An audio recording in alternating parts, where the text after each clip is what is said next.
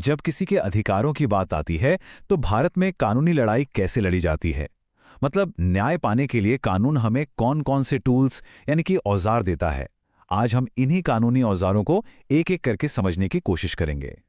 अब ये सिर्फ एक ड्राइविंग लाइसेंस का सवाल नहीं है। ये सवाल है निष्पक्षता का, बराबरी का, अधिकारों का। और कर्नाटक हाईकोर्ट का यही सवाल हमारे आज के विश्लेषण का केंद्र बिंदु है। इसी के जरिए हम समझेंगे कि कानून के वो औजार काम कैसे करते हैं। तो जरा सोचिए, कोई व्यक्ति किसी सरकारी दफ्तर में जाता है और उसके जायज काम को करने से मना कर दिया जाता है, तो अब क्या होगा? कानून उस नई को हाँ में बदलने की या कम से कम उसे चुनौती देने की ताकत कैसे देता है? देखिए, किसी भी कानूनी लड़ाई की जो नींव होती है वो है साक्ष्य यानी एविडेंस। ये बिल्कुल वैसा ही है जैसे घर बनाने के लिए ईंटें लगती हैं। बिना मजबूत सबूतों के कोई भी केस खड़ा ही नहीं हो सकता। वकील बहस तो बाद में करते हैं, सबसे पहले तो उन्हें तथ्यों को साबित करना होता है। अब सबूत भी मोटे तौर पर दो तरह के होते हैं।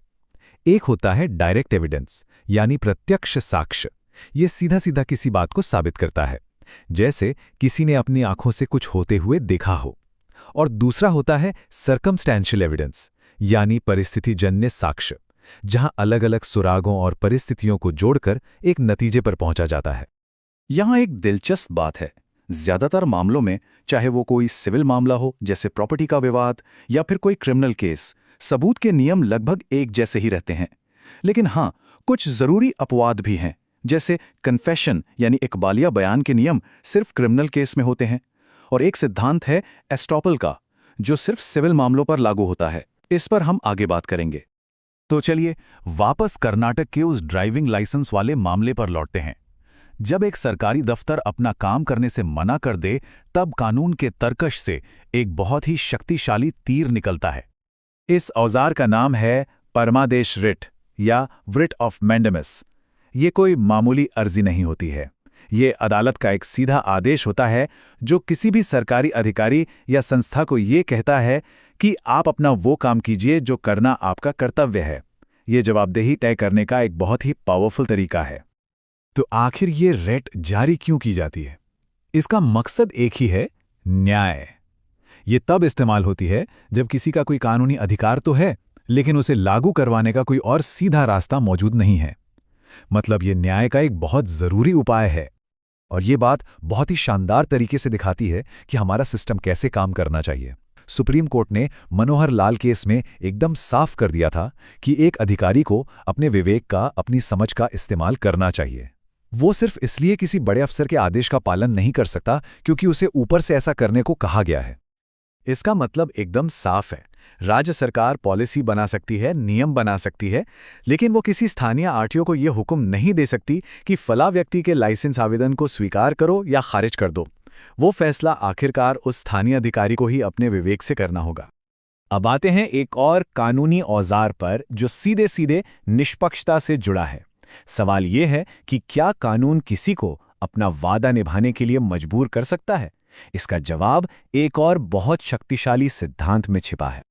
इसे कहते हैं प्रॉमिसरी एस्टॉपल या वचन विबंधन। इसे ऐसे समझिए कि सरकार किसी से कहती है कि यहां एक फैक्ट्री लगाइए, हम आपको 5 साल तक टैक्स में छूट देंगे। अब उस वादे पे भरोसा करके किसी ने करोड़ों का निवेश कर दिया, तो बाद में सरकार ये नहीं कह सकती कि सॉरी, अब हमारा मन बदल गया। ये सिद्धांत इसी अन्याय को रोकता है।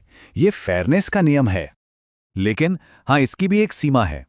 इस सिद्धांत का इस्तेमाल सरकार को कोई ऐसा काम करने के लिए मजबूर करने में नहीं हो सकता जो कानून के ही खिलाफ हो, या फिर उसे अपनी नीतियां बनाने की शक्ति से रोकने के लिए भी इसका इस्तेमाल नहीं किया जा सकता। हमारे कानूनी टूलकिट में जो आखिरी और एक बेहद जरूरी औजार है वो है स्थिरता और अंतिमता। आखिर ऐसा क्यों है कि कानूनी सिस्टम एक ही मामले पर बार बार सुनवाई नहीं करता? इसका जवाब है रेस जुडिकाटा। इसका सीधा सा मतलब है मामला तय हो चुका है। सोचिए, अगर एक ही केस पर बार बार मुकदमा चलता रहे तो क्या होगा? किसी भी विवाद का कभी अंत ही नहीं होगा, न्याय कभी अंतिम होगा ही नहीं। ये सिद्धांत विवादों पर एक तरह से पूर्ण विराम लगाता है। तो अगर इन सभी औजारों को एक साथ रखें तो एक केस बनाने की पूरी तस्वीर साफ हो जाती है। सबसे पहले सबूतों से कहानी की नींव रखी जाती है। फिर परमादेश जैसे औजार से अपने अधिकार का दावा किया जाता है। विबंधन जैसे सिद्धांतों से निष्पक्षता की मांग की जाती है। और आखिर में रेस जुडिकाटा ये पक्का करता है कि जब फैसला हो जाए तो वो अंतिम हो। ये चारों औजार मिलकर ही हमारी न्याय प्रणाली की मजबूत इमारत बनाते हैं।